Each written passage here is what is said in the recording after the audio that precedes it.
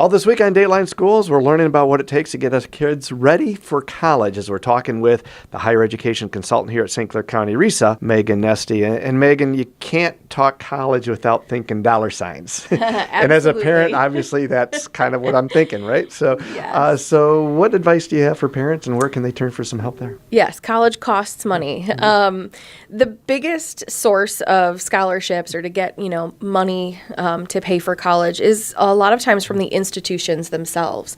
So that's going to be a huge kind of pocket of money, especially for academics.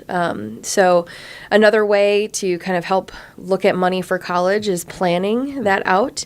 So the federal student aid offers a variety of different options, and how do you plan for college, and what's the difference between the $60,000 private school versus a $20,000 public school. It may actually be cheaper to go to the $60,000 school once all of that aid kind of is dispersed through scholarships, grants, etc.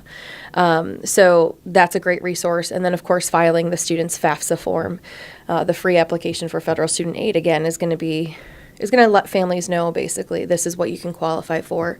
And then institutions will use that information to provide aid as well. So never think that you make too much money, because you'll always qualify for something, usually. So those are kind of the biggest kind of two resources I would suggest. Academics plays a huge piece because that's where a lot of the funding sources come from. Absolutely. There are certain scholarships for, talent.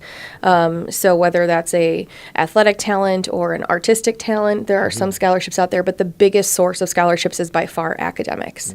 I know you've given us a lot of stuff this week. You've got workshops coming up and dates that we need to be so we can be there. Where can people learn more information about what we've talked about all this week? Yeah, they can go onto our website, which is bwcan.org or bwcan.org. And we have a variety of different great websites to check out, resources, a listing of all of, our upcoming events. And they can sign up to be on our email listserv as well, so they get newsletters and things. As we wrap up this first week of the new year, any last-minute advice you'd like to give to our high school kids? Just that, no one is an expert on this process, and that the more you get to know yourself and the more kind of research you do, the better off you will be. For Dateline Schools, I'm Terry Harrington. Dateline Schools is a production of St. Clair County RESA.